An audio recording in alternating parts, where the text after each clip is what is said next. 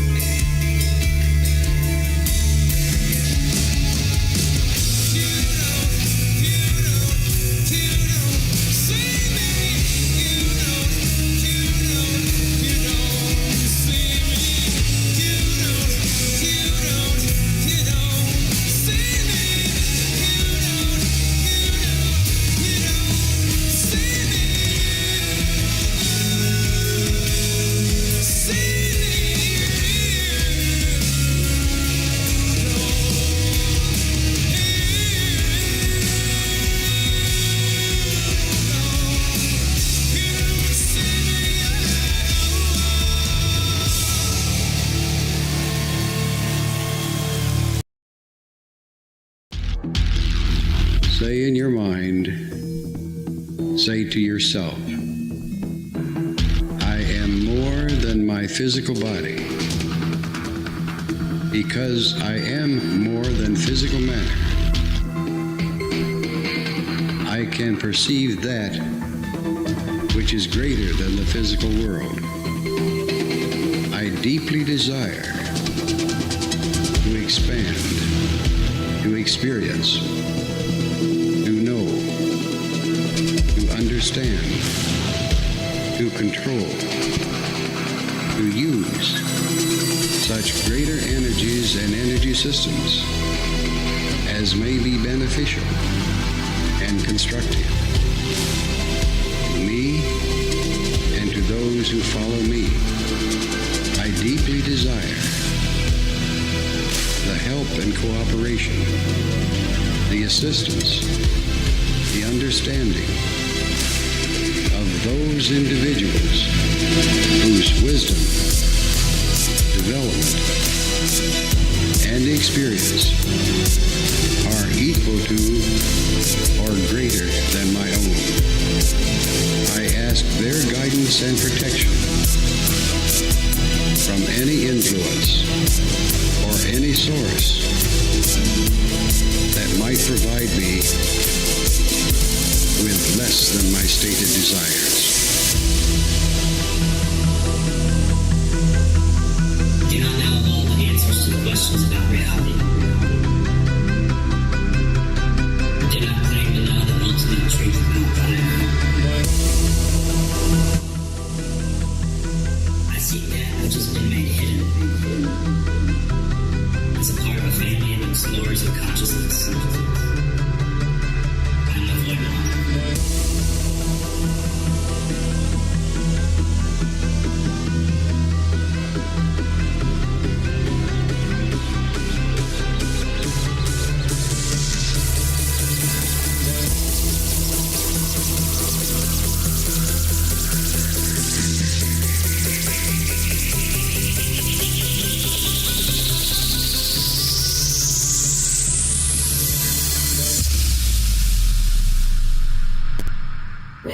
Welcome to Lighting the Void. Broadcasting live from a shack on a hill in the Mossy Creek bottoms of Cane Creek, Arkansas. This is Lighting the Void live on Fringe.fm and YouTube as well here on the Lighting the Void YouTube channel. It is, what's today's date? It's the 30th. It's Tuesday, the 30th. And we're into Far Journeys by Robert Monroe. It's getting weird. I'm going to have to slow down. From what I understand, based on some feedback, I'm going to have to slow way down. We're also live in the Discord, so if you want to join us, Wolf, or anybody that wants to jump in and talk about the book into the live Discord feed as well. And once I get this thing really flowing, I'll be able to pop on the phone lines again, and keep that open. I do have it set to where it will ring in my ear. So we're back, baby. We're back in the radio style and the radio fashion of things. And as of right now, if you want to listen to the audio broadcast, the radio broadcast, you can always listen at fringe.fm or go to TuneIn and just type in Fringe FM, or go to Live 365 and type in Fringe FM. But we'll be updating the streams and the programming soon. Here's the thing, though. All the way up to Halloween, or even after that, but I like just to talk about Halloween. At any point in time, we could just go live. I might get a wild hair and wake up from a crazy dream and just go live right on the Fringe FM. So be sure to tune into the radio stream. Give us your feedback. Let us know what you like, what you don't like, all of that stuff if you're listening on the radio side. And by the way, big thanks to all of you guys for that. Without you, without our anonymous benefactor, without you, we wouldn't have the Fringe FM, and we wouldn't be here either. So I don't know, man. I can't not tell you guys how much I love you. It's hard. It's very hard not to talk about. Also have the one and only Flying Bryce in here. Is that better than Bryce Aroni, Bryce? How about Flying Bryce? Like Flying Bryce. Not well. We'll just I like Flying Bryce better, but Flying Bryce. All right. Sounds too much like Chinese food the other way.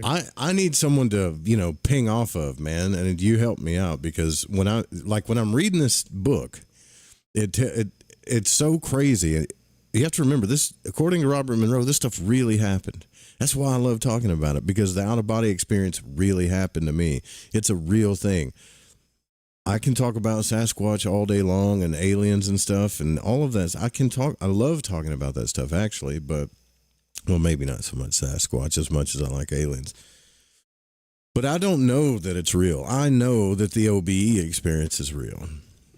I'm asking you to trust me on this. I'm asking you from the bottom of my heart to trust me that the OBE experience is real. It's real. And in this second part, though, I can say, very confidently that I've never had these experiences that he's talking about in these second parts. But you have to understand, Robert Monroe was a guy that had hundreds and hundreds of out-of-body, probably thousands of out-of-body experiences, investigated it, put people in booths, and just dedicated his whole entire being and life to this thing. So I have to take his word for it, as he's telling me that, hey, yeah, I went through these things, okay? I do appreciate all of you guys' like love and prayers and stuff for Jeff, who's in the hospital. Thank you guys so much for that. That's been pleasant, and he appreciates it too. Okay, so where we left off yesterday, let's just do a quick recap. Like last time on Far Journeys, like they do in the TV shows. Robert Monroe figured out, getting out of body, long story short, that he had two bodies. He had his body and his etheric double. He also figured that he could separate from his etheric double. What's up, Wolf? So he figured he could separate from that too. Once he started separating from that, he met this thing called the inspec, and this inspec started telling him about consciousness and how all this stuff works. Long story short, the inspec tells him about the nature of reality, shows him all these different conscious rings, like the lower ring that he's supposedly on, all the way to the outer ring or the outer reaches of consciousness or something. And then Robert Monroe runs into these two beings called AA and BB. That's what he calls them. Familiar beings. And they have their own adventure. So like these beings, AA and BB, they're not really like human. They're conscious beings. But AA decides after they're taking some kind of weird intergalactic cruise that they want to have the human experience, and AA gets caught up in the human experience, and BB tries to rescue him. Now, with all that being said, I will be still from time to time throwing in the key. The key here is the key to the nonverbal communication, the NVC words. These NVC words are words that Robert Monroe will use during this reading. And what I need to really do, which is hard for me because I have like some type of anxiety about all this. It's hard for me. I really need to slow down because this part gets kind of deep and kind of complicated. So remember, when he says click, that means it's some kind of change in consciousness. Vibrate is show emotion. Curl is organized energy, usually intelligent, some kind of local slang. Dulled means I lost interest. And I'll remind you of this stuff. Lighted means happy, idea, or enthusiasm. You can't really show, like, rolled means amused or laughed. You can't really show stuff when you're not even in a body. So I guess this is all NVC stuff. Plied means the way things are. That goes without, or whatever goes with the territory. And so I'll just keep rolling this stuff. Remember, M-band noise is all the crazy noise the earth has, and then there's I opened and I blanked, which means I don't understand. And anyways, you get the picture. It gets pretty damn complicated. But we are going to try. Yeah, they were tourists, right? So AA and BB were some kind of conscious tourists touring the world, well, not the world, but some form of conscious universe when they decided to have the human experience. AA got lost into the human experience. BB went to rescue him, and BB has decided that since he only lived 45 years as a male, that he's going to be a female this next time. But I don't know. But here we are, what's called rescue mission back to Robert Monroe. Time, a little past the witching hour, 3:55 a.m. He's in full physical wakefulness, usual conditions plus not so usual recognition of inspect homing signal presence in this consciousness. The inspec homing signal is some kind of beacon that this being that was talking to him puts off. So he rolled out, followed by normal rollout, and the signal was strong, this homing beacon.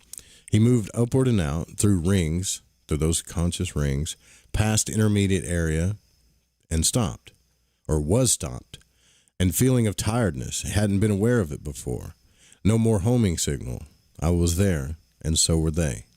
A great sense of warmth and companionship, more. And then the inspec says, Mr. Monroe?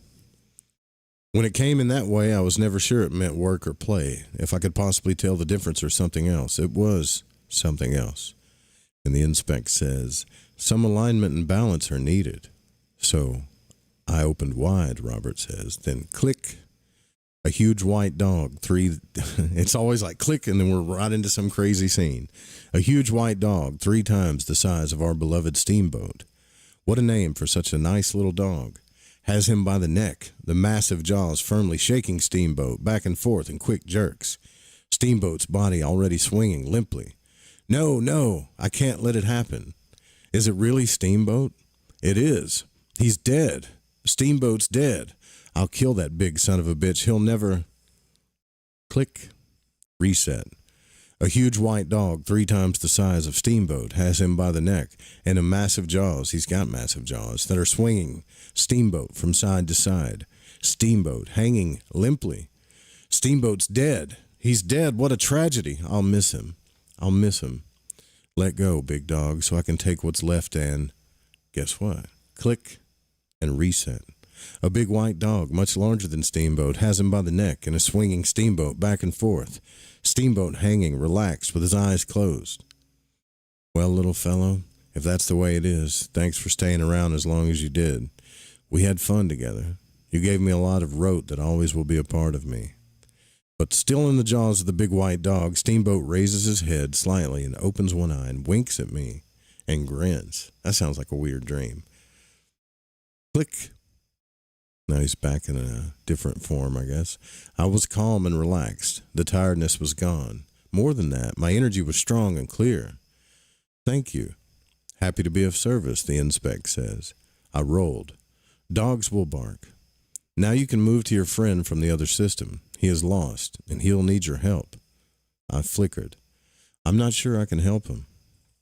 We will be with you, Mr. Monroe. It's important that you help him. I blanked. Important? Important to you. We interrupted your signal so that you would perceive him, as you put it. Time will tell. I smoothed. Shake. Shall I make him aware of you? Not yet. Take this, how do you say, rote with you, and perhaps he can use it. We'll call it the BHP-1. So the inspect gives him this rope. He calls it BHP-1, which is like some kind of NVC program. And then Robert Monroe says, I opened wide. Sure. In other words, I opened wide. I took in the program. The rope came to me, and I tucked it away. I turned and focused. I didn't BB, KT-95. There was some motion, and there he was, still in the haze and flickering. BB vibrated. What happened? You faded out, then back. Somebody pull a skip on you? I blanked. Pull a skip? What's that?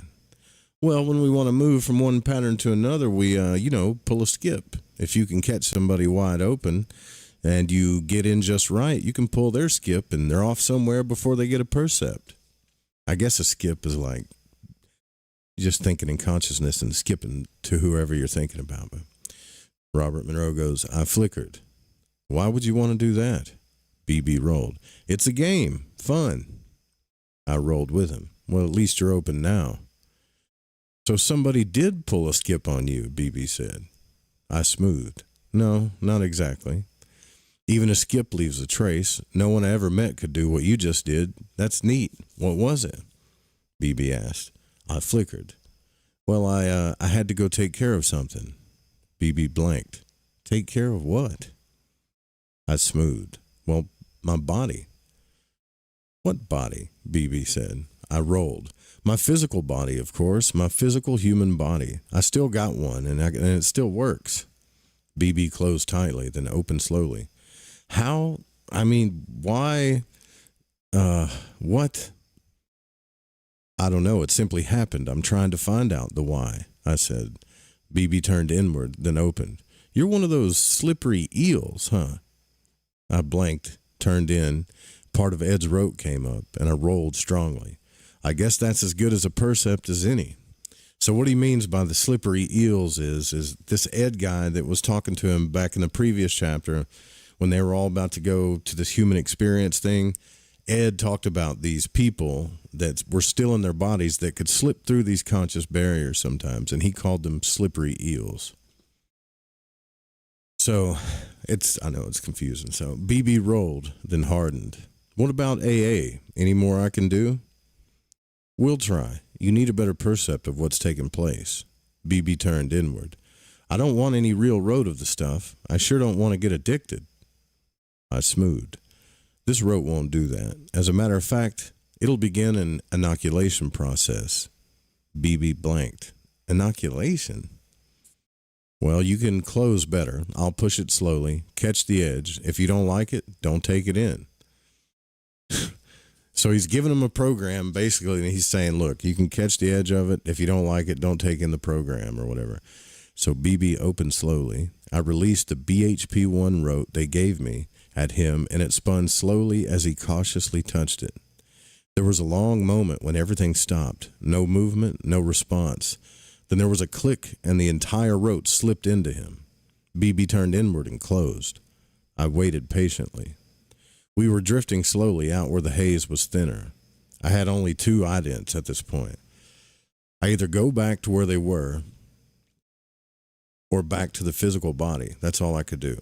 I had nothing on AA. In other words, he doesn't know where AA is, so he don't know how to get to him. Only part of BB's rote, which wasn't enough. It had to come from BB, and I couldn't find AA for him. BB turned inward and opened. It's all new to me. Real rote, huh? Yep, I said. And that's what AA got himself into? Yep. And then BB blanked. This isn't your rote. Where'd you get it? I smoothed. A couple of friends of mine. Most of the rote was new to me, too. At least I didn't have a percept like that. BB hardened. Well, now I got a hook on what's going on. A little complicated, but once AA has a percept of this quality, he'll jump right out of the mess. I flickered. There's a little more to it, you see. And so what BB's referring to is that AA's caught up in the human life addiction process, you know, and it's all a mess to them. So what do we do next? BB said. Well, I guess you catch your friend when he comes out again, if you can find him. BB smoothed. I could find AA inside a black hole. Are you coming? BB had the percept that I would follow, and he was right. He dove into the haze, and I was behind him, homing on his ident. We did a complete run through the ring where he had found AA previously. Not a flick. I was fairly sure that would be the case, which was bad news. Bad news for BB. There was always a chance that if AA was in the outer ring, BB might convince him to pull out and let go. Bad news for AA? No one could make that percept, not even AA at this point. In my few stopovers in the outer ring, it had always been utterly fascinating, the mix, particularly the last-timers, those who knowingly were about to make their final human recycle. They gave off a radiation that was unforgettable, tremendous vital power that seemed totally under control. And within that strength were all of the values and ideals that humans hold important. Not in the time-space context, but not in external control systems that demanded performance in a specific manner, but something entirely apart, something learned from being human. Most important, all under control, all a cooperating, melding part of the whole. They were completely open. You could get a percept easily of the crucible of the human experience that formulated such greatness if you could handle it. I tried one, and it was too much. I returned to the physical and was wistful for days thereafter. The key was that they got that way from being human. They were not that way at first entry. But now it was different. Their radiation had a familiar resonance, and I wondered why this was so. And the last time around, they evidently close it all down, and part of vitality sleeps through it. Really all can't be closed off. Yet they don't select history-making roles in that final run. They've probably performed such previously. They're inconspicuous. The mail clerk, the plain dirt farmer, the sailor, the bookkeeper, not gathered as a group, but quietly spotted here and there in both time and place.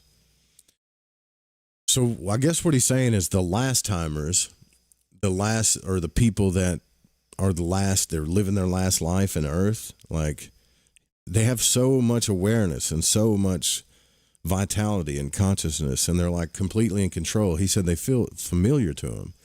And not only that, like on their last time on Earth, they don't try to be anything great or fascinating or whatever. They just blend into the Earth life pretty well, like inconspicuous lives, like, you know, like a postman or farmer or whatever. They do something simple. And if you ask their destination upon completion, most simply respond with a gentle warmth. Home.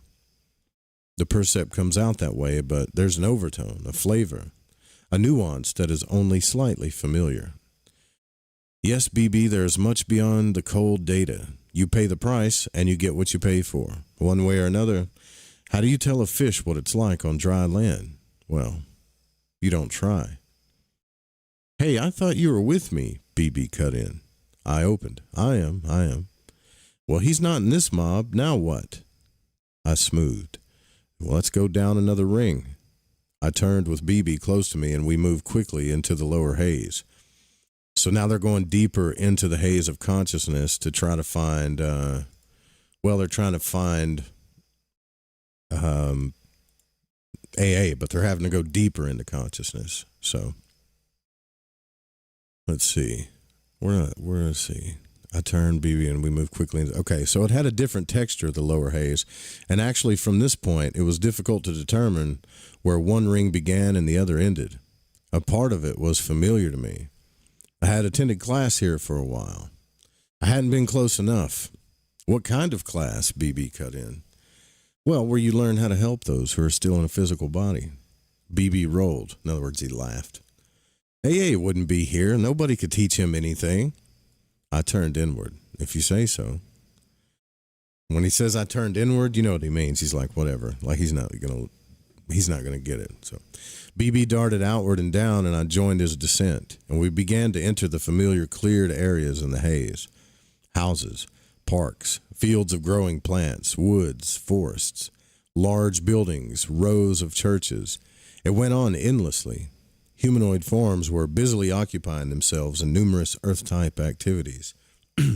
BB flickered. Haze sure is thick. What are they doing? I smoothed. Well, whatever they want to do. Just milling around like that? Well, some are fixing up their houses. Some are working. Let's see. Others are playing golf. There's a poker game going on in that building over there. And BB cut in. What building over where? I don't get a percept on anything. I flickered. No building? Nope. No houses, streets, fields. You don't see any of it? Or get a percept on any of it? Nope. Just human-type forms moving around in a lot of haze. I blanked and turned inward. The constructs, all of them were not physical matter, so BB ought to be able to get percept of them in some manner. The temporaries knew they were non-physical. They built all of this to be in familiar surroundings while they thought over and prepared for their next human cycle. Built it out of... I lighted. BB had no ident on such, thus he couldn't pull a percept. It was strictly humans only. So BB is not understanding. I mean, he's seeing humans moving around, but he can't see what Monroe's seeing. He can't perceive. That's why they call it a percept. He can't perceive any of this stuff. He just sees humans just milling around. So I smoothed. I don't think your friend is here. Let's move on. BB flickered. Down? Yep, I said. And I swung over and did a flamboyant half roll and dove through the border haze. You could spend thousands of years in the rings and never explore all aspects of them. Some parts are great, some not so great. But I was told that whatever man can think of is somewhere in these rings. Thus, more is being added constantly as man thinks about more stuff. Also, I was told some humans do spend thousands of years here, rotating in and out of physical Earth life. Could be exciting stuff if you planned and thought it out carefully, but most of them... I got him. BB almost blew me away. He was vibrating so hard. Where? I said. BB was already spinning away, and I was following closely, curious to finally meet the notorious AA. Then I nearly rammed BB, and he pulled up so suddenly. BB flickered. It's AA, but there's something wrong. I scanned to get a percept on his focus. There was a form, small, low energy base, female, old woman. No, not so old, just... BB vibrated and moved in. Hey, old boy, it's me. The form flickered, half open. Leave me alone. BB vibrated. But it's me, BB. The form opened more. What? BB reached out. BB, that's who, old buddy. Come to take you back. The form opened wider and vibrated. BB, where did you come from? BB smoothed. Never mind, I'm going to take you back. AA flickered. Back? Back where? Well, back where you belong. AA vibrated. Belong? Oh, I belong here. BB, I tell you, I'll never be a female again. I was all day hoeing in the fields, got up in that cold stone hut while it was still dark, made the cooking fire, then ground the grain into meal, then cooked food for the children. Then he got up and I made his food. Then the tax collector came and took 3 pigs, my 3 best. Then my youngest baby died, and I had to bury her alongside the other 8. But I kept 6 of the 14 alive till the plague got me. And all the time he was just lying around or hunting or taking a club to me. Then him and those other men came in sousing drunk on wine and laid it to me, all of them. That plague was God's will. It took me away from all of that. Holy shit. BB blanked totally, flickering, and I started to move in, and suddenly there was a barrier, a force pushing me back. I kept trying, but it wouldn't let me get close to AA. I'd never felt anything like it, so I finally stayed away. BB opened carefully. AA, I came to help. I don't need help, AA cut in. I know what I'm going to do. I'm going back and I'm going to be a warrior, a big powerful man, and I'm going to spread my seed from one corner of England to another. Old King Henry won't have nothing on me, he won't. AA, BB vibrated heavily. AA blanked, then flickered. What? Oh, yeah, it's you, BB. What do you want? BB smoothed carefully. Well, let's go home. AA flickered. Home? Yeah, back to KT95. How about it? AA still flickered. KT95. KT95. Yeah, what about it, BB? BB smoothed softly. We need to leave and go back now. Be with your old friends and buddies. Give them some new games. Give them the big rote you got here. Big stuff in KT95. Let's go. AA flickered. Well, BB, you just might. No, I can't. I haven't finished here. I'm going to be a big, strong warrior. Then I can kill men. Lie around. Women will get food for me this time. Hunt, souse when I want. No babies to carry around. And then BB reached for him, but he faded quickly into the haze. BB started to follow, but I got in his way, and I stayed motionless as he slowly closed and dulled. Various forms moved past us, only 1 or 2 showing any curiosity. What small percept I had of AA indicated this would happen. He would drop faster than typical first entry. BB would have called it wild rote for sure if I hadn't handed it to him before the fact.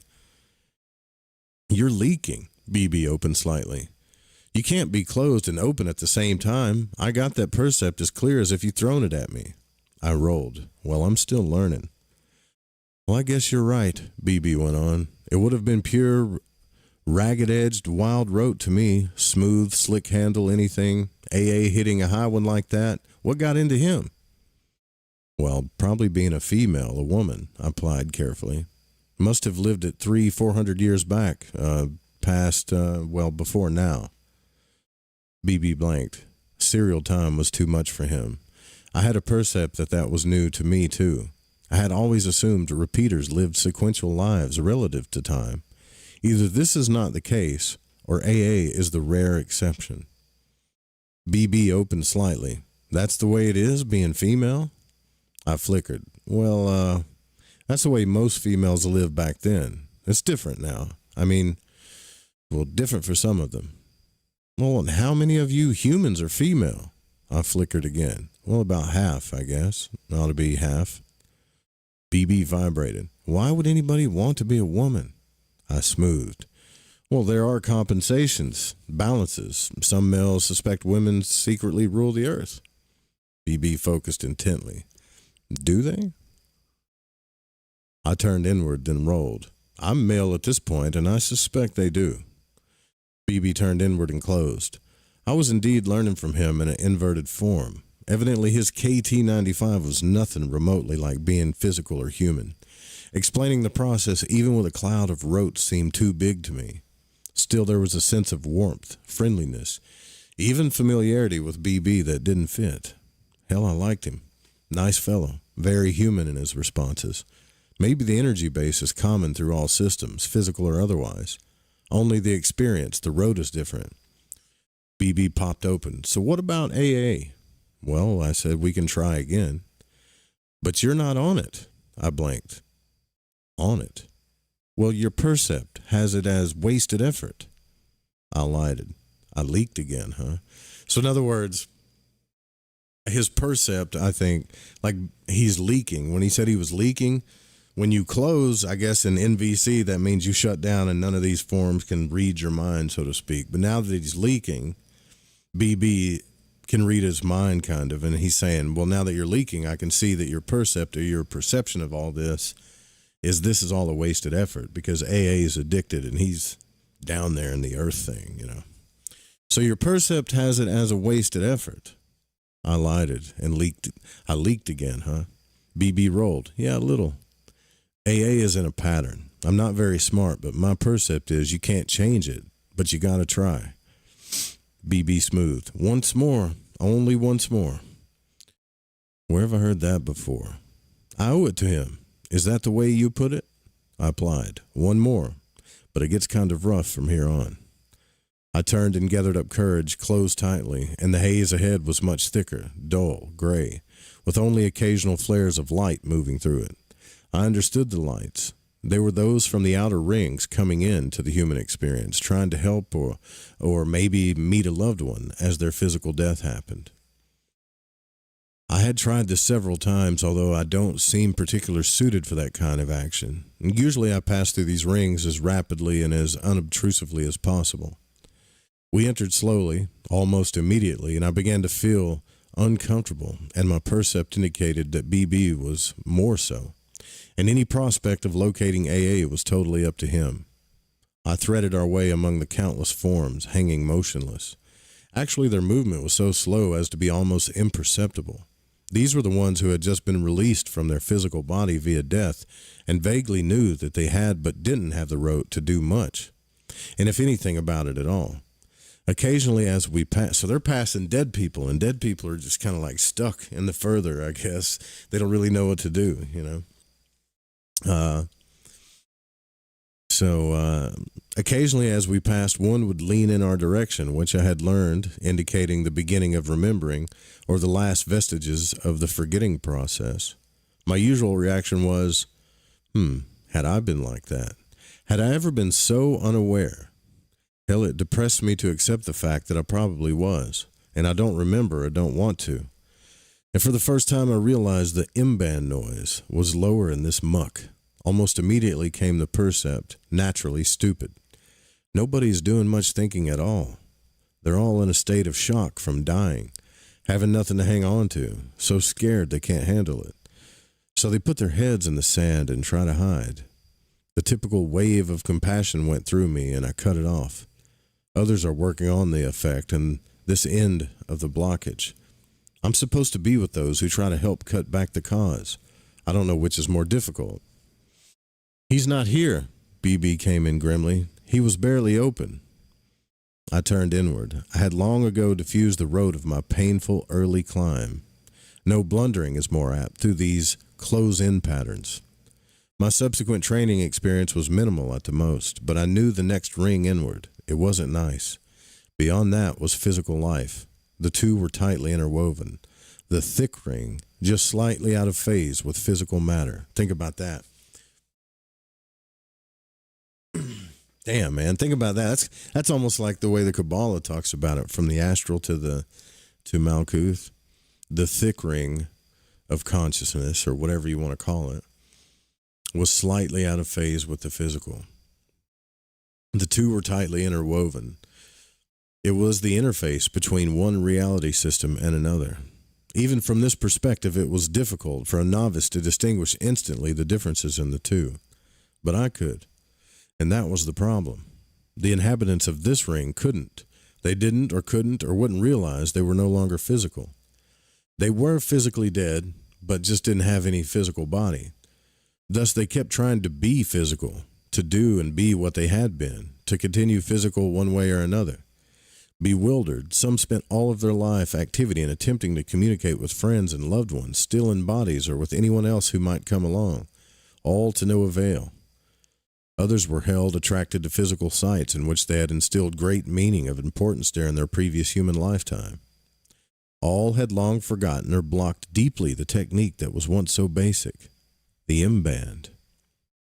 Still others interpreted their change in status as simply a bad dream or a nightmare and were waiting and hoping to wake up soon. So I moved in cautiously with BB tight behind me. He was almost completely closed, just scanning for ident AA, but no more. I don't blame him. I would have turned and spun away fast if I had been my first run through this place. The M-band noise was thunderous. So the M-band noise is all these human thoughts. It's so much, it's crazy. I got something to comment about that, by the way, that I'll tell you guys about after this. So the M-band noise was thunderous, a cacophony of fear, anger, and about every other human emotion, every desire, every need connected with human physical existence, all open, naked, uncovered up front. And as we entered more deeply, I kept expecting BB to signal me, but he didn't. Physical Earth and those abroad for the ride were intermixed now as I speeded up the search, moving faster and faster. But you could tell the difference. Those still physical seemed less distinct, not quite, but almost transparent. And suddenly, I got a pull from BB and stopped immediately. I got him, BB vibrated strongly. Not much, all covered over, but it's him. I flickered. Where? BB leaned. That way. I turned inward. That way. That way, that way. That was out of time. No, another time. Moving to another time ident was not exactly something I performed often, not willfully. Then I had the percept from our last contact with AA. It was different time frame. It was a different time frame too, so get lost, left brain. So he's telling his left brain to get lost because it's not making logical sense anymore. So he's jumping timelines now. Then very clearly there was that soft vibration in me. And this voice said, which is probably the inspect, "It is important for you to go. He will help." I lighted brightly. Click. BB vibrated. "I thought you couldn't pull a skip." I flickered. So that's what, when he says click, when he changes in consciousness and like quantum leaps, I guess that's what they're calling a skip. BB vibrated. "I thought you couldn't pull a skip." I flickered. And both of us in the same pool," BB rolled. "You don't accept your own strength." I smoothed. "That's a skip." "Yep, just like we do it in KT-95. Then BB cut off as he scanned the action below us. We were hovering over a rugged countryside, rocks, sand, very little vegetation, sunlit clouds, sky overhead, and directly below us was a dusty road. Marching along the road 3 abreast was a column of men, 80 or 90 in number.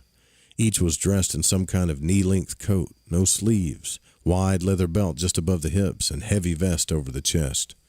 A short double-edged sword hung through a loop in the belt. Metal plates were strapped to the arms. A round pointed shield was in each left hand, and a long wooden spear in the right. Sounds like freaking Spartans, doesn't it? They were marching very rapidly, and this was out of the ring. This was real physical life wrote. So now, like, Robert Monroe's realizing that he not only has jumped a timeline, but he's in the physical realm, and it's tripping him out. The M-band noise was much less, so I opened more. "You ident your friend?" BB flickered. "Yeah, it's very solid, but that's him. There's the human out in front alone." Then AA and the one just behind him. AA's the one just behind him, but he's different. So much other road on top of him. AA is weak, can't get any strong percept. But the other stuff is too strong. What's going on? I smoothed. Well, he's still in a physical body at this point. Remember, he's a warrior. BB blanked. What's a warrior? Well, he kills other humans. I turned away from a totally blanked BB, reached out, and focused for a percept on AA. Almost immediately, I hit a wall of resistance that pushed me back violently. And try as I might, I couldn't force through it. It was the same as I encountered before when I reached for AA. The column of troops moved along the road and deep into a ravine, and I saw the enemy troops hidden above on each side of the ravine. A great sense of knowing came through me. I reached out frantically to the warrior AA, but the barrier threw me back. I knew what was going to happen, and it did. When AA's column was deep in the ravine, the hidden soldier stood and unfolded the ambush. and a shower of spears rained down on them. AA was one of the first to fall. He writhed in the dusty road, face down, trying to get up to join the battle. But the spear in his back had driven through him and into the road, pinning him down. Blood poured into the dust, and after a moment his body relaxed and went completely limp. I vibrated strongly at BB. Get down there. Go get him. I can't, so you've got to. Bring him back up here. BB moved quickly, and I focused as he went down to the battle scene. I give him credit. All the action and killing didn't flicker him in the least. He tugged a struggling AA out of the warrior body and brought him up towards me. And as he did, I was astounded. As he came closer with AA, a barrier kept pushing me back. Finally, I signaled BB to stay where he was. AA, still in the shape of the warrior, in other words, he's still in the shape of the warrior, he's still in his etheric double. So AA, still in the shape of the warrior, struggled and vibrated heavily. Gotta kill the enemy, kill him, kill him. Gotta get up and kill them. Where's my spear, my shield? Gotta get up and kill him. I'm missing the battle, all the battle. Let go of me. You're making me miss the fight. It'll all be over and I'll have missed out. Give me my spear. Where is it? I got to go and fight. Go fight and kill. BB vibrated. He doesn't know me. I can't hold him much longer. I flickered. Let him go. BB blanked. What? I smoothed. Let him go. There's nothing you can do for him at this point. BB released the struggling form, and AA's warrior slipped quickly down into the battle, trying fruitlessly to pick up a shield and spear and join the battle. Unable to do so, he stared at his hands, bewildered, then began to beat at the enemy troops with his fists, which passed right through them as if they didn't exist. But he kept on trying. I turned to BB. He was dulled and completely closed. Well, come on, let's go back. BB opened slightly. Back where? Click. We were in the intermediate area near the station. BB was dull, motionless, half closed. I lighted. Well, how do you like that, Skip? Right on target. BB opened slightly. Yeah, fine. I suddenly became uncomfortable. There was something I had forgotten. It was important. I became more uncomfortable. Something demanded me, my attention. But there was an urgency. Yeah, oh shit. My body. I got to get back to my physical body. I vibrated. Hey, I got to leave. I'll be back. BB opened wide. Hey! And he faded to a pinpoint. Then, out as I dropped away quickly, I barely noticed passing through the rings. Then there was my second in orbit around the physical. I slipped in the second, and slipped in as easily and slid for the physical and in. I sat up, feeling tired, unusual. The problem that called me back was strongly evident. My body was cold. The blanket had slipped off of me. Well, was that one too hard to take in, Bryce, or what? Huh? Did I go slow enough? That was fairly straightforward. Okay. Is that believable, though? I mean, just a recollection of all those different lives. Dude, he's quantum leaping all over the place, though. Like, yeah, like, but he's like, it's crazy. Giving the other dude, yeah. Not only that, think about this. This is what's tripping me out. Seriously, this is the trippiest part. He's in his physical body. He's so deep into this out-of-body experience, he's forgotten about his physical body, and he's going to find AA with BB, trying to rescue him from this human life experience. But the weird thing is he mentioned that he actually went so deep into the conscious layers, he moved into a different timeline, into physical reality, and then couldn't get close to AA. And I think I understand the reason why. I really do. The reason why is BB's not in a physical body. Robert is, and so is AA.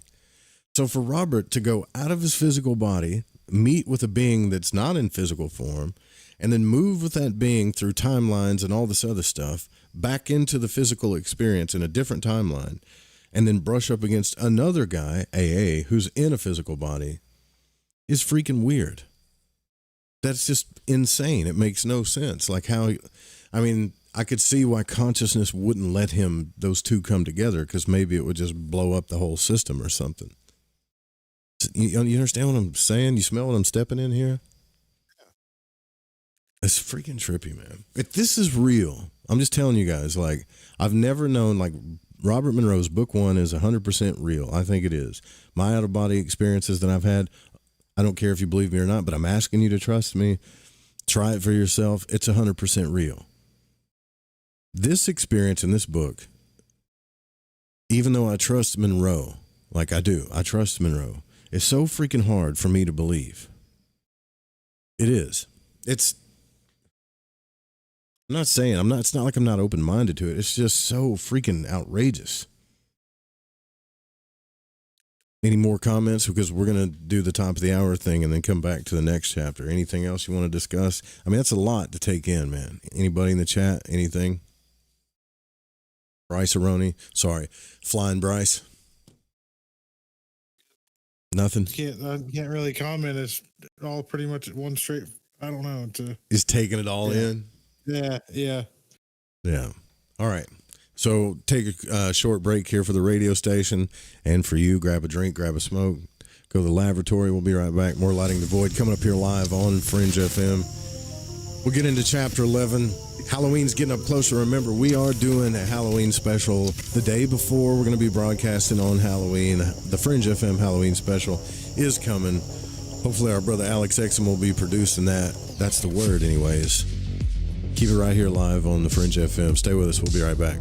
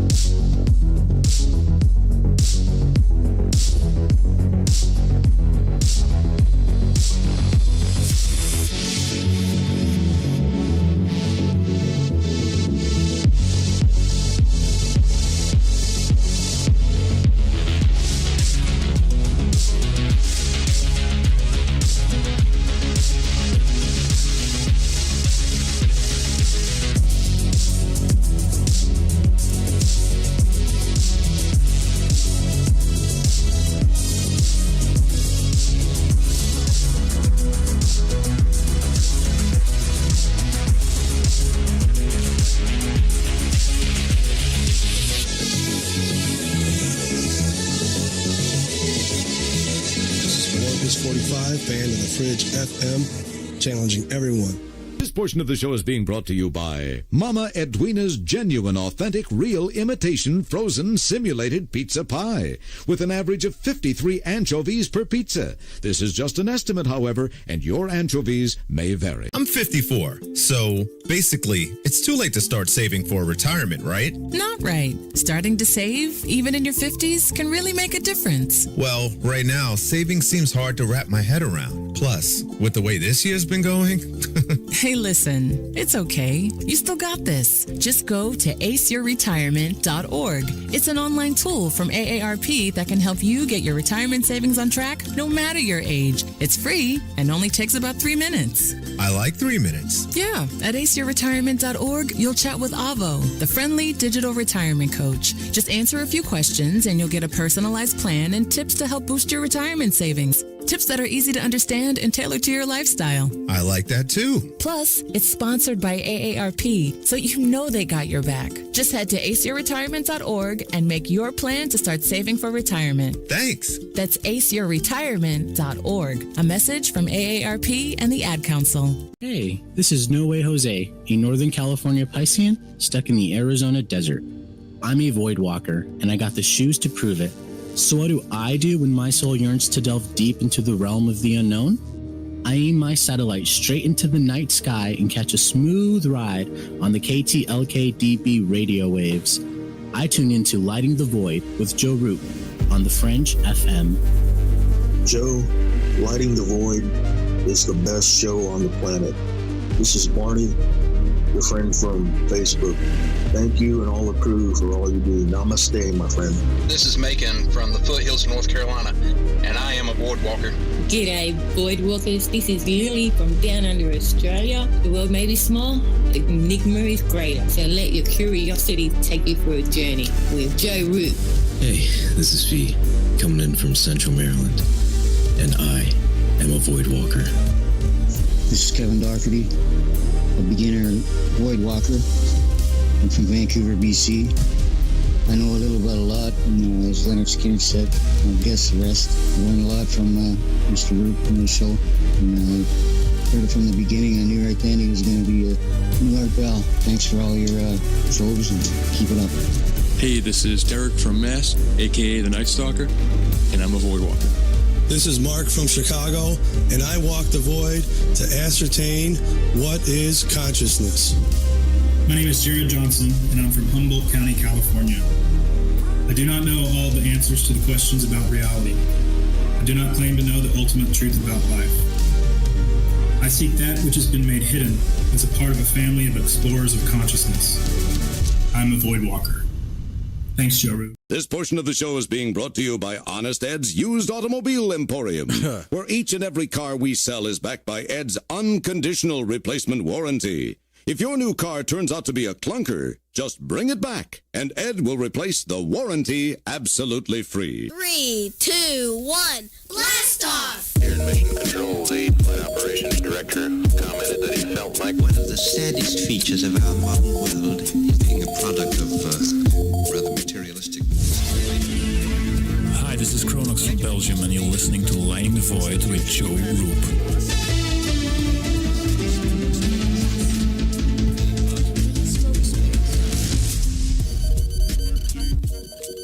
All right.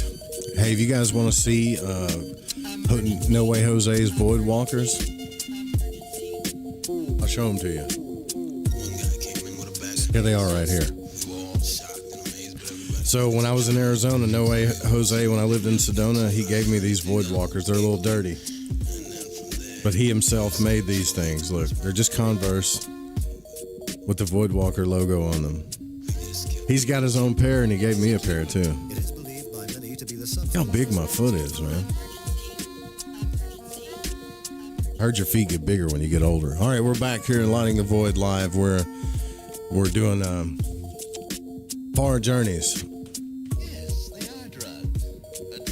Pre-co what? It says, Joe, I found you a long time ago. I don't know when. I only know it was pre-co-fraud. Okay. I was like, what the hell is co-fraud? I get it now. I get it. All right, we're back, Lighting the Void Live. We're going through Far Journeys here live on the Fringe FM. If you're listening to the radio station, thank all our listeners. If you appreciate the Fringe FM, at fringe.fm, that's where the radio station is. You can grab T-shirts, you can grab all kinds of stuff there. But we'll be programming for the Halloween event, programming new stuff. You got any ideas, any stuff you want to throw on the station? Remember, it's your station too, not just ours. So we can all have fun with it. Because for some reason, I'm not saying cancel culture is going to come back full swing, but if for some reason they ever throw us off YouTube or they ever throw us off anything and we want to say what we want to play what the hell we want, that's why we got the Fringe FM, you know. Here we go. Are y'all ready for the next part of this? Strap in, bitch. Are you ready, Bryce? Do you think you can take it? Oh, yeah. Yeah. I can take it. It's every time I'm reading this thing and I feel totally insecure because it's crazy. Like as I'm reading it, I'm thinking about how it sounds, how all these words are coming through that don't make any sense sometimes. And I'm like, how the hell am I? I mean, I understand it, but how the hell am I going to explain this to everybody? You know. Anyways, chapter 12, hearsay evidence. It is a great book, isn't it? So time. So he's back in the physical. He's not journeying. Now he's back in the real world with us. But here we go. Time. Intermediate night. Went through the unusual unhook pattern. No signal present with many options open. So I decided to return to BB. Let me pull up my trusty slides here so y'all can understand this key. I decided to return to BB on my own if I could. I didn't BB KT95. Then ran stretch out method and through the rings without incident, then to the edge of him, or the edge of the thin haze of the intermediate area. So he left his body, he's going through these conscious rings, he's all the way out to the haze of the, I guess, intermediate area, which in his first book was known as locale 2, but I went motionless to get percept of BB close in, as he didn't seem evident. Percept brought surprise. He was directly under me. I closed and doled so tightly, or he closed and doled so tightly. No wonder he was hard to find. I opened and vibrated. Hey, BB, I'm back. BB opened slightly, then lighted. Well, I had about given up on you. Had you stuck in your human body? I rolled slightly. Yeah, sometimes I am. There was no percept from him regarding AA, and I wasn't going to bring up the subject if he didn't. It was a tender road at this point. I knew I didn't have the answer he wanted, if there was one at all. And just to keep the action going, I stretched, did about 3 snap rolls, and returned with a flourish. BB replied, "What was that?" Well, I don't know. I'm just getting in some exercise. BB opened. We got a game back in KT95 where we use that kind of stuff. You want to try it? I lighted. Sure. BB rolled slightly. You just try to do what I do. That's all there is to it. He turned, spun off, and I stretched behind him, focused tightly on his ident. It was like holding on to a greased pig on a sheet of ice, only the ice was 3-dimensional. No, worse than that. It had many dimensions. It was whirling, stopping, starting, moving slow then fast, passing through strange flashes of percepts, into a brilliant sun and out the other side, dodging around clusters of forms who seemed startled at the percept of us. All the time I hung on to BB's ident, much as the later skater in a Crack the Whip, much as the last skater in a Crack the Whip. I don't know what the hell that means. In and out of clouds, bands of energy that were like gusts of hot and cold air, electrical shocks straight through the walls of a magnificently spired city. I was afraid I couldn't hang on to his ident much longer. Afraid if I'd let go, I'd be thoroughly lost. He stopped suddenly, and we were back again in the thin haze of the outer earth environment, and I was shaken. BB vibrated brightly. Good fun, huh? I flickered deeply. Yeah, good fun. Who invented that one? BB blanked. Invented? How did it get started, I mean? BB replied, oh, I don't know. Always been around. You can begin a complete new one if you want.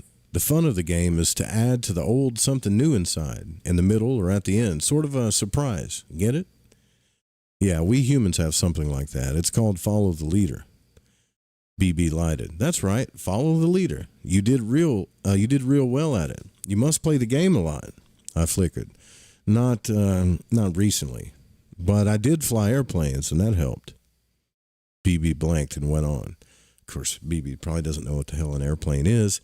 Incidentally, what happens if you miss a turn or lose an ident? BB rolled strongly. Well, you lose. I mean, what happens to the losers? BB flickered. Well, I don't have any road on that. They never come around to play again. My percept is they get lost. And stay lost? Well, they never come around to play again, as I indicated, so I don't have a road on it. Often we have as many as 100 playing in a group. Nice game, huh? Yeah. I then had one final query. What is all that stuff we went through? BB replied, well, I don't have a road on that either. Nobody bothers with that junk. It's just a game. Yeah, so basically what dude's saying is if he starts playing this game with BB and following him through all this conscious stuff, which sounds like cities and humans and just weird shit that he's following through, all of the people that got lost, the idea of the game is to get people to lose you. But I mean, these could just all be lost souls flying around not knowing how to either get back to their body or get back to where they're from or whatever, just because people want to play a game and they get lost. That's what I'm gathering. Is that what it sounds like to you, Bryce? Like he's thinking that's no big deal. They don't come back around. I don't know if they get lost or not. What the hell? That's what it sounds like, isn't it? Yeah. I'll just take your word on that because I have no idea. Some game. I had a clear percept on my dropping BB's ident any place along the track. I would have lost and then have been lost. I probably would have stayed lost too, I'm sure of it. But it didn't happen, and I got a strong percept to know the game before you get into it, certainly if it was played in KT95. There was the other part, where and when the game took us. What was the effect of such energy as the two of us expended upon the areas we pushed through so indiscriminately and without purpose? I told you guys, man, there's all kinds of weird crap in the astral, just beings playing around, doing stuff. We think it's like evil all the time, but it could just be these some bitches. How many ants did we destroy because we didn't look or care where we stopped on the golf course fairway? What happened when 100 played this game? The locals would consider such things natural disasters or God's will, whether ants or archetypes. Either way, it's a strange percept, possibly being such an instrument. One illustration of ultimate impersonality, perhaps. BB cut in. Hey, you all right? I opened. Yeah, sure.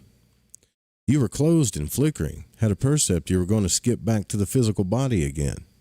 I opened and rolled. No, not yet anyway. Well, why bother with it? Why go back at all? Just leave it where it is. I turned inward. The percept had come up more than once, to say the least, and so far I had rejected it. The first question always presents was, what would I do or be if I did? There was still a missing element. I knew I could pass through the rings easily, and I might hang around in one of the upper segments and participate.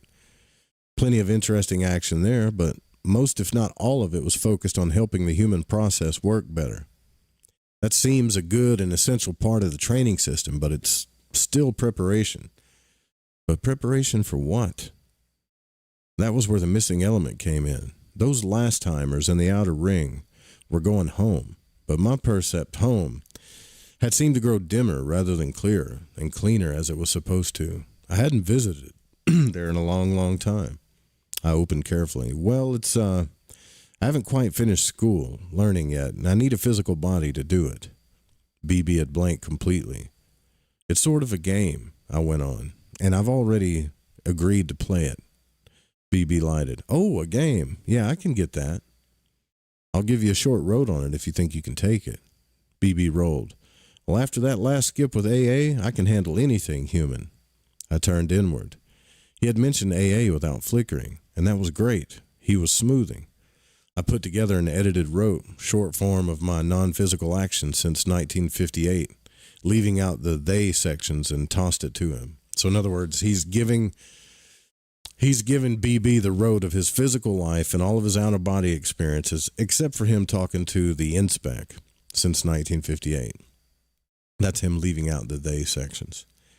He took it in, closed, was still completely motionless, then opened wide, rolled, and flickered. I vibrated. It's not that funny. BB finally smoothed. I got an ident I can use for you. Ram the bam. He was off again, flickering and rolling hard. Well, just Ram will do. I don't know where he gets Ram from. I guess that's his nickname now. He finally quieted down. Well, Ram, I got the percept that you were just locked in, hooked on the human until this thing came up. You had some strong action after that. You didn't have much smarts. I replied. I still don't have much smarts. And you sure do things the hard way. I rolled a little. Well, percept, you can do any better? BB flickered. Why, and dumb curl with only half his ident could. Any dumb curl with only half his ident could do better. I cut in. How about with no ident? BB blanked and vibrated. No, you don't. You're not going to get me in that game. I'm staying the way I am. In other words, you're not going to get me to jump in that human cesspool. I rolled and turned inward. I guess from an external perspective, much of my response in my early out-of-body experiences states would seem ludicrous. Now I can laugh at much of it myself. At least I know the human school game can work. But there are many unknowns. What do you do after you graduate? And how do I practice what I've learned? BB broke in. Hey, say, Ram? I opened. Yes? BB flickered. I take it back. You're not really a dumb curl. I rolled. Thanks, I needed that. BB blinked. You did? Well, yeah, that's a joke. Human fun. He turned inward, then went on, opening. How did you get a percept and start running this leaving your body game? I flickered. I don't know, it just happened. Well, do other humans do it too? Well, I know at least some do. I've met them. The problem is most go out of body during sleep and they don't remember it when they wake up back in the physical. BB turned inward, and I knew he was sorting out and scanning the road I'd given him. Things like sleep and wake up needed new precepts on his part. Also, I knew what he was leading up to, but he put it off. He opened, flickering. These 3 curls that came down the beam, you call it, who were they? I replied, I don't know. Well, they seem to know you. Well, maybe they were from KT-95. BB rolled. That is a wild rote. Oh, joke, fun. I see, but you seem to know them. You wanted them to take you with them. Why? I flickered. I don't know. Ever meet them again? BB asked. Well, not that I have a percept of. BB turned inward again, then out. What about these curls that helped you when you needed it, or you perceived that you did? Who were they? I smoothed. Probably from the upper rings. There's plenty of that going on. Again, most humans don't have any percept on it except what they call dreams or wild rote. BB turned inward again, then opened, flickering. Well, I get the precept that there's too much wild rote floating around here. I blanked. Which in particular? Well, that rote on human compressed learning, human structure, the one you tossed me. I flickered. Yeah? BB went on. That's not wild? My percept is that it fits. I got another rote, and when I overlay the two, one of them is certainly wild. I blanked. What rote is that? The one we got in the TSI brochure about all the places and things we would be visiting. All about Earth and humans and how it got started, what it's for, and all that stuff. I closed, then opened slowly. Well, you mean they don't match up? You mean they don't match up? My screen just blanked out. Hold on. Here, get your own precept. BB tossed a rote at me, and I took it curiously and unfolded it. Click. Someone, somewhere, or both in millions or uncountable, requires like needs, values, collects, drinks, eats, or uses a drug, a substance ident loosh. Hold on. So he just changed consciousness again. BB tossed him a rote, and he quantum leaped into something. Someone, somewhere, or both in millions or uncountable requires likes, needs, values, collects, drinks, eats, or uses a drug. And he has in parentheses sick, like SIC, a substance ident loosh. Loosh. Electricity, oil, oxygen, gold, wheat, water, land, old coins, uranium. This is a rare substance in somewhere, and those who possess loosh find it vital for whatever it's used for. Faced with this question of supply and demand, a universal law of somewhere, someone decided to produce it artificially, so to speak, rather than search for it in its, quote, natural form. He decided to build a garden and grow loosh. And in the natural state, loosh was found to originate from a series of vibrational actions in the carbon-oxygen cycle, and the residue was loosh in varying degrees of purity. It occurred only during such action and secondarily during the reactive process. Okay. So BB's handing this, so he's learning about loosh and what it is, and BB handed him all this. So he's just getting this download. This loosh thing, it occurred only during such action and secondarily during the reactive process. Prospectors from somewhere ranged far and wide in search of loosh sources, and new discoveries were hailed with much enthusiasm and reward. So it was that someone and his garden changed all this. Far off in a remote area, he set to work on his experiment. First, he created a proper environment for the carbon-oxygen cycle where it would flourish. He created a balance with much care so that the proper radiation and other nourishment would be in continuous supply. He then tried his first crop, which actually did produce loosh, but only in small quantities of a comparatively low grade, not significant enough to take back to the heart of somewhere. Sounds like the age of the dinosaurs, maybe. The problem was twofold. The life period was too short, and the crop units themselves were too minute. This brought about limits in quality and quantity, as the crop had no time to generate loosh in such close tolerances. Moreover, the loosh could be harvested only at the moment of termination of the lifespan, not one moment before. His second crop was no better, if as good. He changed the environment to another part of the garden, where the density was gaseous rather than liquid, and the higher density chemicals formed a solid base and thus were still available. He planted numberless units and many varieties in a new form, with a great increase in size, some many thousands of times larger and more complex than the simple unicellular first crop. He reversed the carbon-oxygen cycle, and yet all had a basic uniformity. Like the first crop, they would recede at regular intervals and terminate their lifespans automatically. To avoid the uneven distribution of chemicals and radiation which had been prevalent in the first crop, he immobilized the second crop. Each was designed to stay principally in its own section of the garden. It's a loosh garden. What the hell?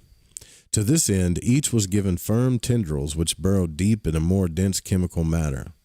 Attached to this was a stem of trunk which helped elevate the upper portion upward for its share of needed radiation. The upper portion, broad, thin, and somewhat fragile, was designed as a transducer of carbon-oxygen compounds to and from the crop unit. As an added thought, brilliant color radiators accompanied by small particle generators were mounted on each unit, usually near the top and symmetrically centered. He set up circulating patterns in the gaseous envelope around the crop, principally to aid in the reseeding process. Later he discovered that the same turbulent effect served as a means of harvesting the loosh.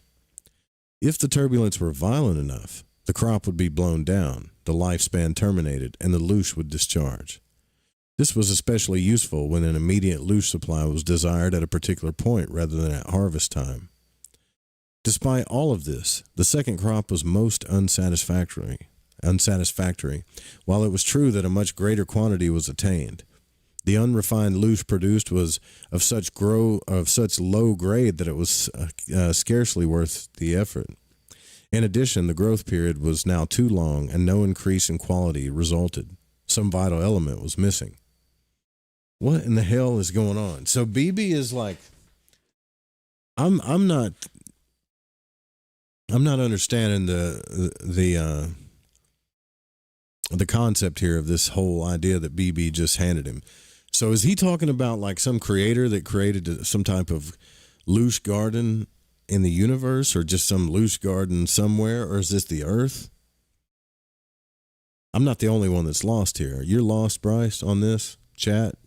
Yeah, it sounds like he's talking about like plant life, man. It does, doesn't it? So like he's getting like he got loosh from like single-celled organisms, then he started getting it from plants, maybe. Maybe like he's talking about like, because one of those descriptions sounded a lot like trees, but with a, almost a techie perspective. Yeah, it's weird. It almost sounds like he's building up to harvest the human spirit. That's weird, yeah. Someone hovered over his garden for a long period in study before he attempted a third crop. It was indeed a challenge. True, he was partially successful. He had grown loosh, yet the product of his efforts fell far short of the wild, uncultivated variety. It was inevitable that he perceived the answer. The third crop was living proof of this truth. The original carbon-oxygen cycle must be included. Mobility must be restored. Both factors had shown great promise in high-grade loosh production. If size could be added to this, much could be accomplished. With this plan in the forefront, someone removed various sample units from the first crop, which was still thriving in the liquid portion of the garden. He modified them to exist and grow in the gaseous area. He adapted them first to take nourishment from the second crop, which he permitted to abound for this very purpose. Thus it was the first of the mobiles. The third crop came into being. The mobiles took nourishment from the second crop, thus ending its lifespan and producing low-grade loosh. When each huge mobile terminated its own lifespan, additional loosh was produced. The quantity was massive, but the frequency pattern of the loosh residue still left much to be desired. It was by accident that someone came upon the prime catalyst as regards of loosh production. The monstrous and slow-moving mobiles had a lifespan far out of proportion to their nourishment input. That sounds like the freaking dinosaurs, doesn't it? Kind of. The growth and the life termination process was of such length that soon the mobiles would all but decimate the second crop. The entire garden would be out of balance, and there would be no loosh production whatsoever. Both the second and third crop faced extinction. As the second crop grew scarce, energy needs of the mobiles became acute. Often two mobiles would seek to ingest the identical second crop unit. This created conflict, which resulted in physical struggle among two or more of the ungainly mobiles. Someone observed these struggles, at first bemused with the problem, then with great interest. As the struggles ensued, the mobiles were emanating loosh, not in fractional amounts, but in sizable, usable quantities and of much higher purity. He quickly put the theory to test, and he removed another unit of first crop from the liquid garden area, redesigned it for the gaseous environment, but with one significant change. The new mobile would be somewhat smaller, but would require the ingestion of other mobiles for nourishment. This is freaking trippy, man. What is this shit? Wolf, are you picking this up, man? This loosh garden stuff? Yeah, it's a little bit disturbing, isn't it? Are we the loosh? Is that the idea? I don't know, man. I feel like we got to get to the end of this and then talk about it, because this is weird. Don't you think? It is weird. I think he's talking about like emotion, man. Yeah, because he said when the mobiles got angry and started going at each other, the loosh became more pure and bigger. Right? Yeah. I mean, when he first talks about a garden, you immediately think sort of Garden of Eden, don't you? You know, your mind jumps there straight away. Yeah. That's exactly what I was thinking when I was reading about the garden, you know. What's up, Christy Belly? So he removed another unit of first crop from the liquid garden area, redesigned it for the gaseous environment, but with one significant change. The new mobile would be somewhat smaller, but would require the ingestion of other mobiles for nourishment. This would solve the problem of overpopulation of mobiles, and at the same time would create good quantities of usable loosh during each conflict struggle, plus a bonus if the new class of mobile terminated the lifespan of the other. Someone would be able to transmit to somewhere practical amounts of reasonably pure loosh. Thus it was the rule of the prime catalyst that came into being. Conflict among carbon-oxygen cycle units brings forth consistent emanations of loosh. It was as simple as that. Satisfied that he had found the formula, someone prepared the fourth crop. He knew now that the third crop mobiles were too large and too long in lifespan to ultimately be practical. If grown in large numbers, the entire garden would have to be expanded and enlarged. There was not space enough to grow such massive single units and the proportionate leafy second crops to support them. Also, he reasoned correctly that more rapid and increased mobility would expand the conflict factor with a resultant higher loosh output.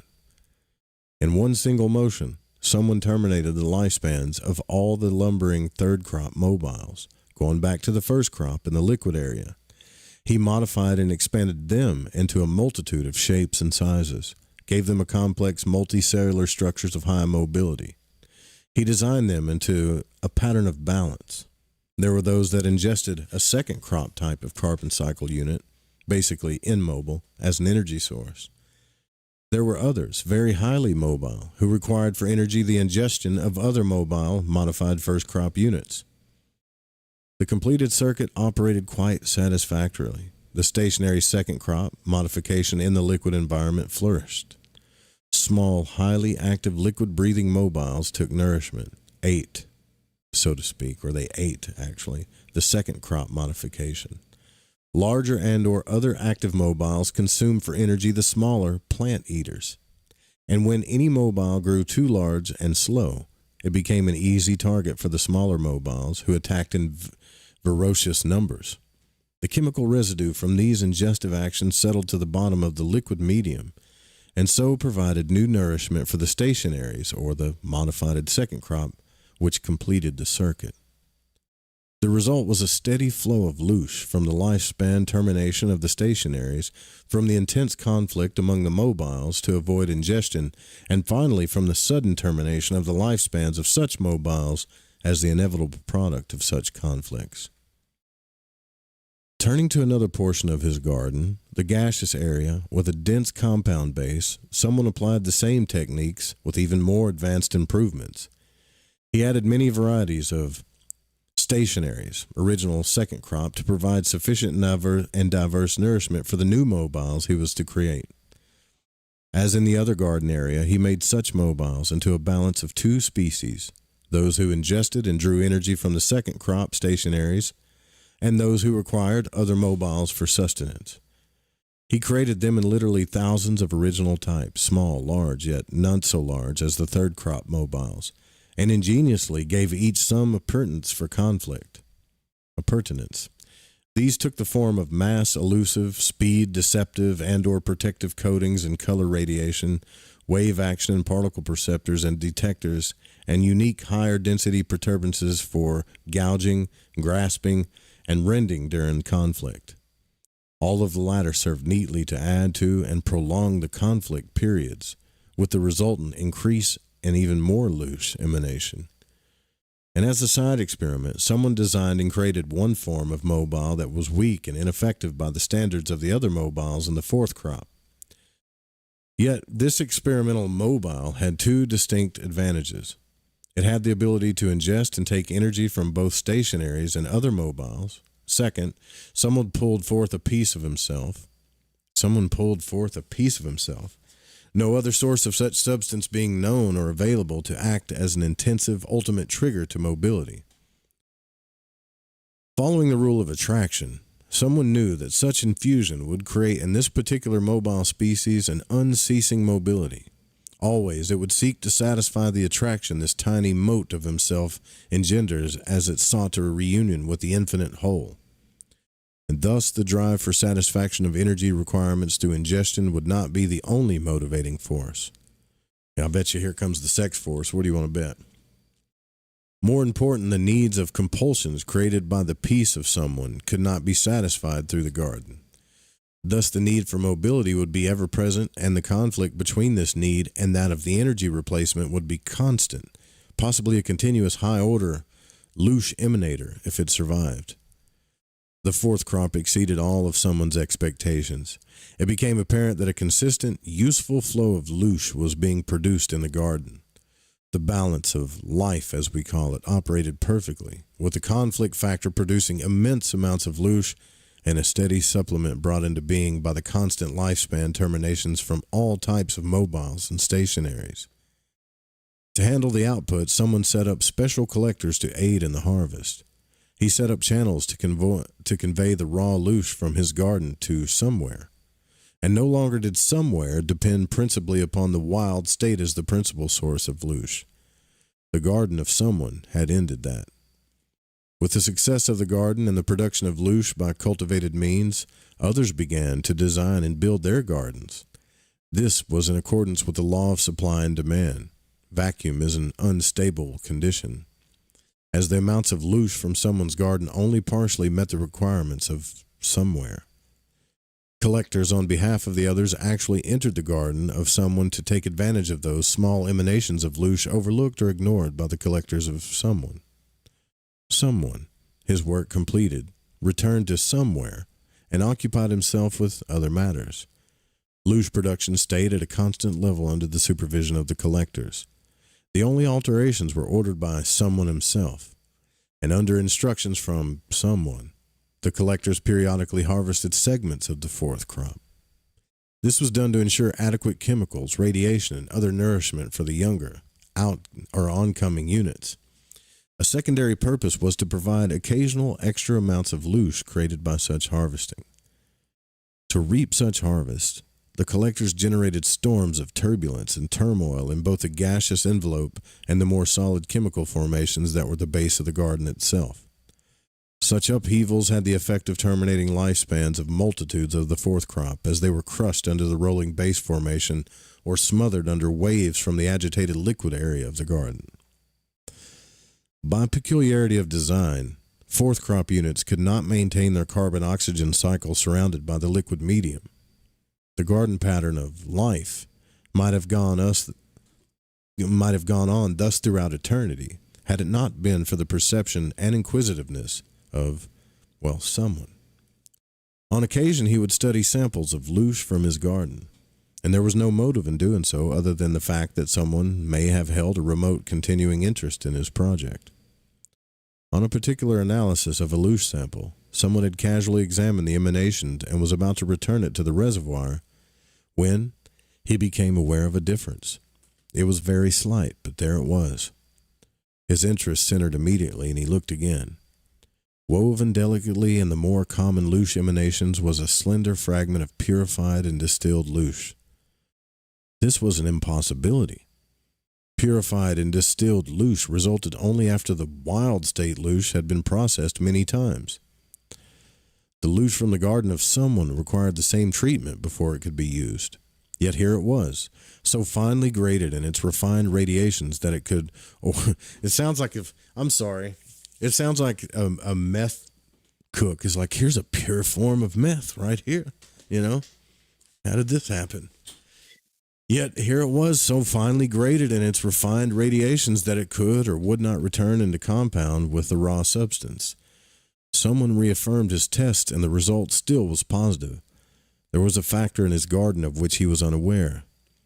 Quickly, someone left somewhere and returned to his garden, and outwardly, all seemed the same.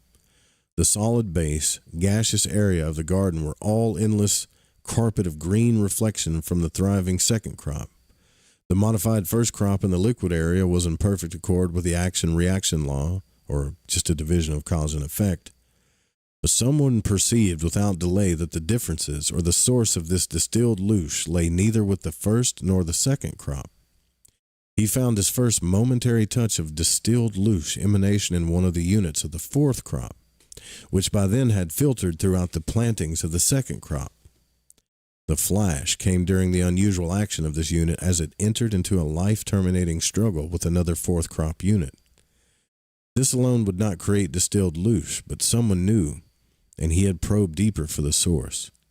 It was at that moment he discovered the difference. The fourth crop unit was not struggling in conflict over an ingestible remnant of a weaker fourth crop unit or a tasty frond from a nearby second crop stem, or to avoid termination of life and ingestion by the other conflicting fourth crop unit. It was in conflict to protect and save from life termination 3 of its own newly generated species huddled under a large second crop unit waiting for the outcome. There was no doubt about it. This was the action that produced the flashes of distilled loosh. So wait a minute. This is it's even more pure, more distilled. Sounds like a freaking crackhead, doesn't it? It was in conflict to protect and save from life termination 3 of its own newly generated species. Oh, so it was protecting its own. And because it was protecting its own, huddled under a large second crop unit or a tree or whatever, because it didn't want them to die, it was protecting its own. That's what created the distilled, even purer form of loosh. This was the action that produced the flashes of distilled loosh. With this clue, someone examined the actions of the other fourth crop units in the garden. He found similar flashes when other fourth crop units took the same action in defense of their, quote, young. Still, there was an inconsistency. The sum of all such flashes of distilled loosh emanation from all such actions by the current fourth crop units would not amount to half of the total he had found in the sample from the reservoir. It was obvious that another factor was present. Systematically, he hovered over the garden, extending his perception to all areas, and almost immediately he found the source. High-order distilled loosh radiation was originating from one particular section of the garden, and quickly he hurried to the spot. There it was, an experimental modified fourth crop unit, one of those that contained a piece of himself in its functional pattern. It was standing alone under the leafy upper portion of a large second crop unit. It was not hungry. It was not in conflict with another fourth crop unit. It was not acting in defense of its young. Then why did it emanate distilled loosh in such great quantity? Someone moved closer. His perception entered into the modified fourth crop unit, and then he knew. The unit was lonely. It was this effect that produced distilled loosh. Loneliness. And as someone drew back, he noted another unusual inconsistency. The modified fourth crop unit suddenly had become aware of his presence. It had collapsed and was jerking in strange convulsions on the solid base formations. Clear liquid was being expelled from the 2 radiation-perceiving orifices, and with this, the distilled loosh emitted became even more pronounced. It was from this that someone propounded his now famous DLP formula, which is in effect in the garden at this time. The balance of the story is well known. Someone included the fundamental in his formula. The creation of pure distilled loosh is brought forth in type 4M units by the action of unfulfillment, but only if such pattern is enacted at a vibratory level above the sensory bounds of the environment. The greater the intensity of said pattern, the greater the output of loosh distillate. To put the formula into effect, someone designed subtle changes in his garden, all of them familiar to every historian. The splitting of all crop units into halves to engender loneliness as they sought to reunite. To engender loneliness so they would seek to reunite, and the encouragement of the dominance of the Type 4M unit are but two of the most noteworthy innovations. As it appears now, the garden is a fascinating spectacle of efficiency. The collectors have long since become masters at the art of the DLP formula. Type 4M units dominate and have spread throughout the entire garden, with the exception of the deeper portions of the liquid medium, the ocean. These are the principal producers of loosh distillate. And from experience, the collectors have evolved an entire technology with complementary tools for the harvesting of loosh from these 4M units.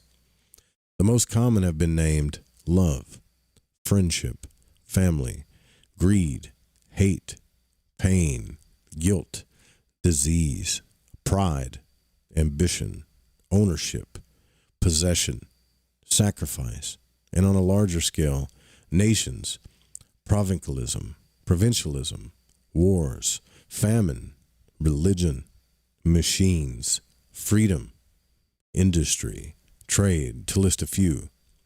Loosh production is higher than ever before. What in the actual fuck? Click. I was closed tightly, turned inward, stunned. My first reaction was there had to be some mistake. This was not the sort of history of Earth. BB had it mixed up with some other port of call on some other cruise schedule. Yet as I ran the road again, the overlay of what little I knew of Earth's zoological and human history was uncomfortably accurate, albeit from another perspective. The food chain of Earth's ecobiologic system had been well established. Knowing this about Mother Nature, some of the hardcore philosophic speculators had often pondered where the human animal fit into all the process. The downside was obvious. Who the hell ate us? Before it had been just that speculation, now BB open-plied.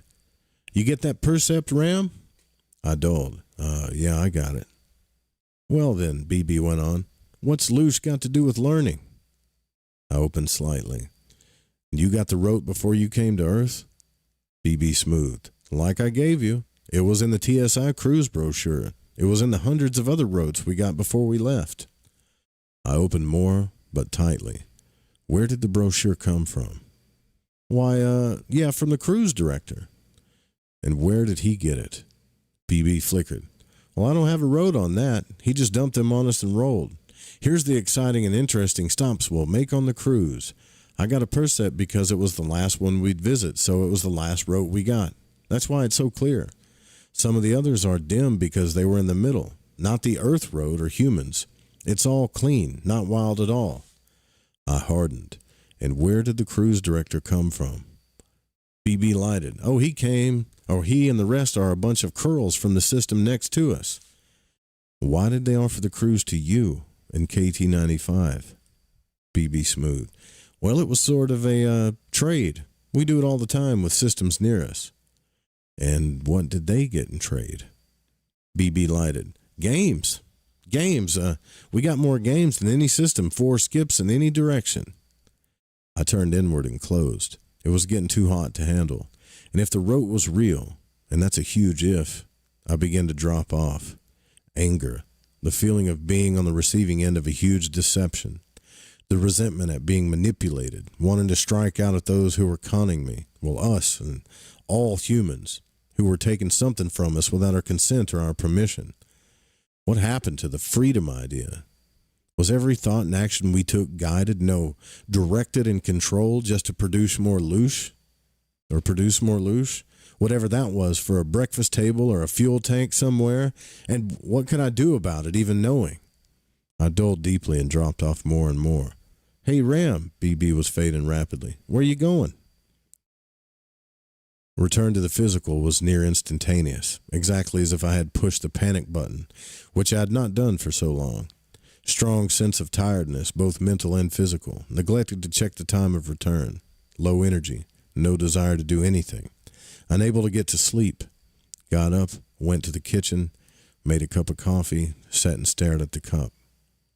With no energy or desire for exploration during the 2 weeks following, in a depressed state, the only production that surfaced was, "It is sunset." And what is this? The only production that surfaced was, "It is sunset." The Guernsey had walked many miles around the pasture in her forage for food. The grass had been more lush today here, though she did not bother to consider why. She had come through the gate calmly when he directed her to do so, and instead the gate across the road. He knew she would find better grass here, and that was why he moved her here, though she did not realize it. She only did what he directed. But now at sunset, it is time again. She must go to his place. There is a goading pain on her underside that tells her this. At his place up on the hill, it is cool and there is more food, and he will take the pain away. The Guernsey moves up the hill and waits beside his place. Soon the gate will open and she will walk into her position in his place and eat the grass he places before her. While she sleeps, he will relieve the pain until morning, and after that, the man will walk away with the white water in a round container. The Guernsey does not know where he got the white water, nor why he desires it. Not knowing, and she doesn't care. Holy shit. So he's having like that last part of that whole chapter, he's having like this moment about what it's like being a cow, I think. And he's depressed. So after he learned about this whole loosh experiment thing that BB showed him, he got depressed and didn't get out of body for 2 weeks. What the hell, man? I hope that later in these books, and I'm pretty sure it does, I hope this changes. But this, I believe, when you hear people in the conspiracy community talk about loosh, I don't know of any other person that talked about loosh before Robert Monroe. Like, this was written in like the early 80s or something. Maybe someone did. I don't know. If they did, tell me. But I think this is where all the loosh stories originated. I hope that didn't depress all of you guys. There's more book to figuring this out. Are y'all like depressed or is it like, I knew it all along. We're just some big damn loosh experiment. I think, my honest opinion, whoever made this planet's an asshole. They made it look like a paradise, right? Like, oh, it's a paradise, like go live and surf and eat and have sex and fall in love and do all this stuff. But it's the same thing like showing a cow. That's his point, what you just said.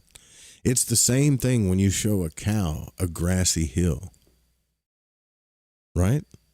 See, I would like to know a little bit more about the loosh. I mean, obviously it's emotion and it's what we produce. And what's it being used and sort of for? What do they use it for? And this guy went off and made his garden and he created it with loosh. So he sort of took loosh and grew it from loosh. So, you've got these spirals of spirits that are coming in and out of the mobile units, right? The humans. Yeah. So are we just experiencing this creation that was created by a sort of pseudo demiurge? Are we just experiencing that and creating loosh? And what's the purpose of the loosh? That he never says. It's all over the place.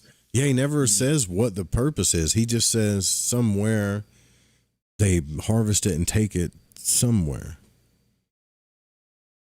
Right? Like it's not specific. I mean, is it like a sort of a mutual thing? We get to experience it, and then they get to do what they do with it, Listen, I don't want to end the show on that. I can tell you guys, okay, just so you guys know,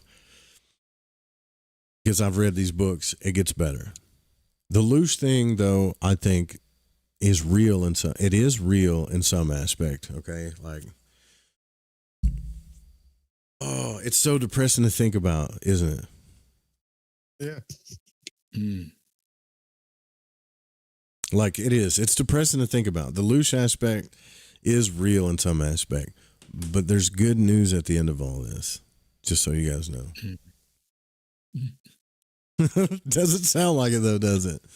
You know, because you remember in his first book when he first started talking about locale 1 and 2, and then he had that deep emotional cry that he realized that the God of his childhood that he'd been taught wasn't real and all this. And he was just, it's like the first book, he was accepting all this new stuff. And now that he's in the second book, he's exploring consciousness even deeper, and he's meeting these entities, and they're taking him through all these rings and realms and stuff. And this BB fella just throws him this rote about the creation of loosh and how it first started. But let's all remember, this is all in the experience. We have to remember this, okay? This is all in the experience of Robert Monroe. Okay? Yeah. I'm not saying it's not real. I'm not saying the guy's not giving Robert Monroe facts, I'm just saying this is all in the experience of Robert Monroe. You and I have not experienced this. And the only time that we talk about loosh and all this other stuff, it's because someone gave us that message and told us. Matter of fact, most of the shit that we believe and talk about we just got a message from somebody else and we just started believing it because it made sense and they sounded confident when they said it. I said all that to say this, like, without us actually experiencing consciously what Robert Monroe is talking about here, we don't really know if it's true or not, do we? That's what, in my opinion, of being a conscious explorer or a void walker is. You don't go around smashing on truths or pushing your truths on people unless you really, really know them and have experienced them, really, you know. And I really don't think Robert would have put this to paper, especially chapter 12, if he didn't experience that. I mean, think about this, guys.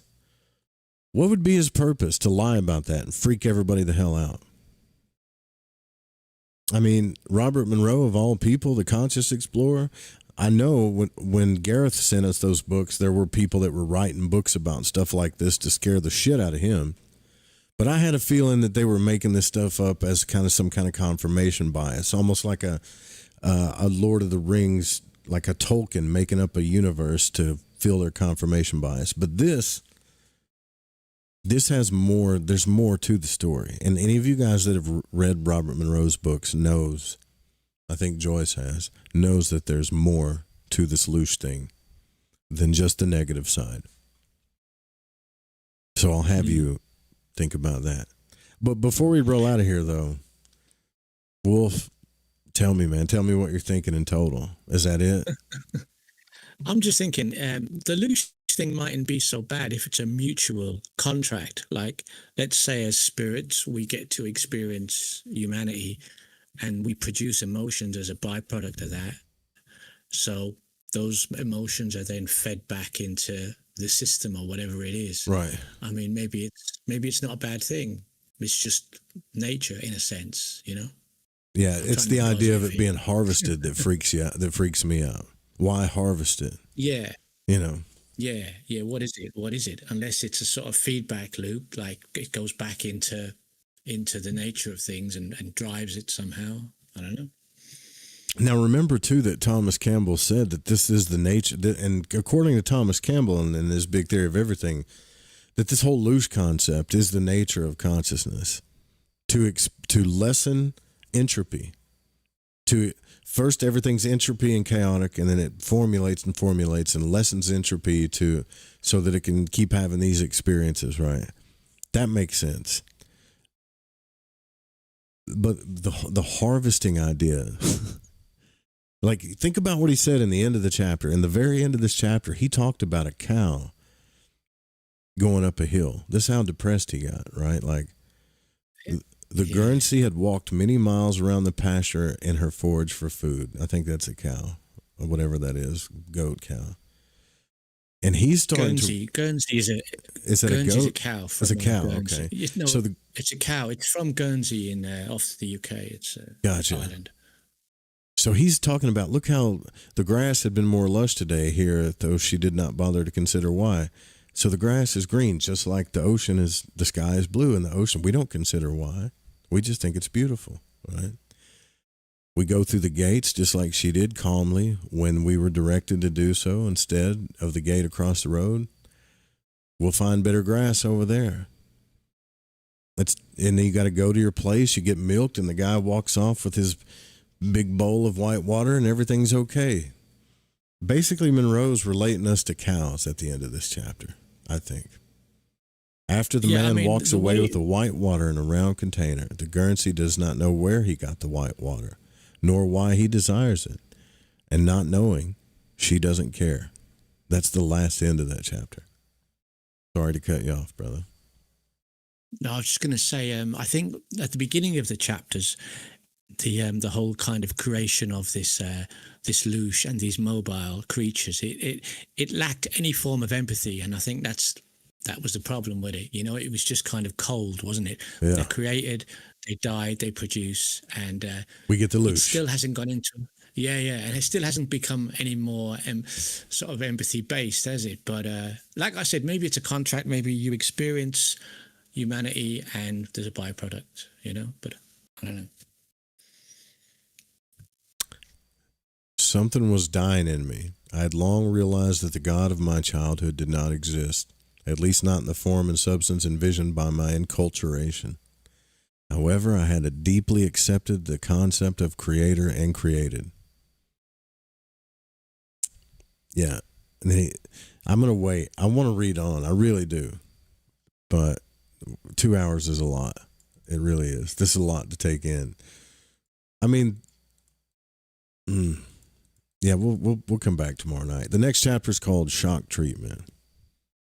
It gets better, guys. I swear it gets better. This has to be like, to me, this is like the story arc, where it's like, oh shit, things just got dark, just like in any story. Bryce, you got anything to say, brother? Like, I don't want to leave you out of all this. No, just. I feel like Bryce has that. Like, Bryce is like that guy going, see, I knew it, man. I knew it. It was all bullshit. Right? Is that what you're thinking, or am I totally wrong? Surprised at where that went, because I didn't get that far in the book. Yeah, because I'm totally wrong then. It's a cookbook. Yeah, it's just a cookbook. It's nutty. How to cook? How to serve humans on a plate? Man, yeah, and another thing too is like the whole. When I was young, we did all kinds of drugs, and I was around tons of crackheads and meth heads and speed heads and shit. And the way they were talking about like loosh, it's another pure form or an even purer distilled form. It's almost like they're talking about it. This something or being is talking about like a crack rock or something, That's what it sounds like. So we exist to produce meth for the higher dimensional beings. That's what Robert's saying. I don't know. Only the story will tell us in the future. Live here on the Fringe FM. Listen. Go to thefringe.fm. Keep it tuned in there. We'll be updating the programming on the radio station, and we'll try to keep this thing going late night, weeknights, if we can. Night, y'all. Thank you for your support. Appreciate it. Thanks for listening. Sweet dreams. Take care of yourselves and take care of each other. Despite the loosh. To freeze the fates that intertwine, unresolved and undefined in this echo Holy shit, man.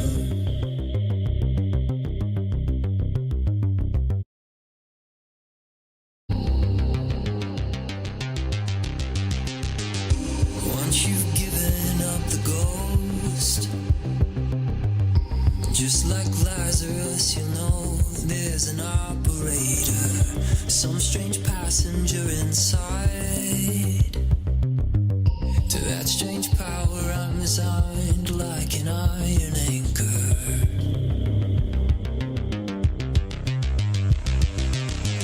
I'm just a ghost in your stereo, the fading memory of a shipwreck in the undertow. You're just a lost song I wrote, and I'm just a ghost in your stereo.